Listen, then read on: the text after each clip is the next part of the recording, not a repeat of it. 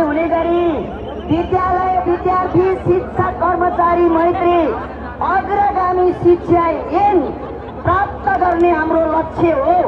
त्यो लक्ष्यमा पुग्नको लागि हामी धेरै अगाडि बढिसकेका छौँ। हामी उपलब्धिको नजिक पुगेका छौँ। त्यसैले सम्पूर्ण शिक्षक कर्मचारी साथीहरू, म यहाँहरूसँग के निवेदन गर्न चाहन्छु भने हाम्रो आन्दोलन अझै हामी असाध्यै अनुशासित, मर्यादित र हामी शान्तिपूर्ण आन्दोलनको दबावबाट हामीले उपलब्धिको नजिक पुगेका छौँ। त्यसैले यहाँहरूलाई धैर्य रहनको लागि पनि म आग्रह गर्न चाहन्छु। आदरणीय शिक्षक कर्मचारी साथीहरू, हामी शिक्षक कर्मचारी हौँ।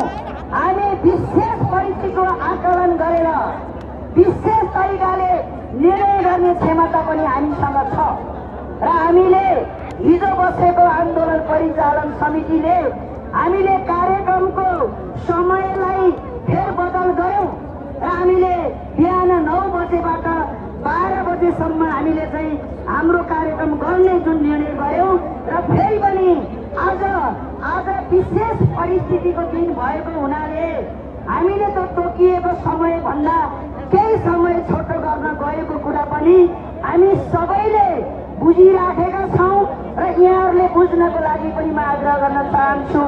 र भोलिदेखिको कार्यक्रम हामी 9 बजेबाट 12 बजेसम्म हामी कार्यक्रम सञ्चालन गर्नेछौँ।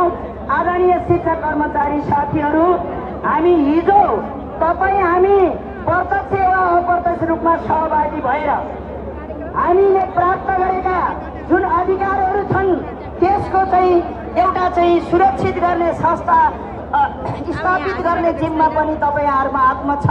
त्यसैले आज सम्पूर्ण शिक्षक कर्मचारी साथीहरूलाई अहिले हामीले राष्ट्रिय समितिको तर्फबाट हामीले भनिसकेका छौँ र यो विशेष परिस्थितिको विशेष तरिकाले आकलन गरेर निर्णय लिनुपर्ने भएको हुनाले आज यहाँहरू सबैले जो हामी कार्यक्रम समापन पछाडि हामी यो कार्यक्रम स्थलमा रहने छैनौँ। हामी कुनै पनि मिडियाहरूसँग अन्तर्वार्ता दिएर बस्ने छैनौँ र हाम्रा वासस्थान, हाम्रो खाना खाने स्थानतिर सबै साथीहरू जानेछौँ र कार्यक्रमको स्थानमा यहाँहरू रहनुहुने छैन र यदि कुनै परिस्थिति जन्य केही कुरा भयो भने यहाँहरू स्वयं जिम्मेवार रहनु हुने कुरा पनि हामी नेपाल शिक्षक महासङ्घ राष्ट्रिय समिति आन्दोलन परिचालन समिति यहाँहरूलाई जानकारी गराउन चाहन्छ।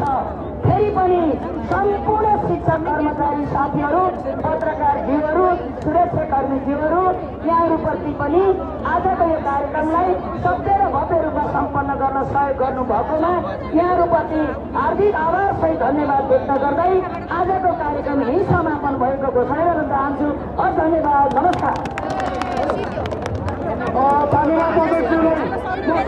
भन्न गइरहेको छु, सबै साथीहरूले यो सरसफाइ गरेर जानुहुनेछ भन्ने विशेष अनुरोध गर्न चाहन्छु। यहाँले अर्को जानकारी गराउन पनि चाहन्छु। यहाँहरू सबैको खानाको व्यवस्थापन आफ्नै कोठामा भएको कुरा पनि जानकारी गराउन चाहन्छु।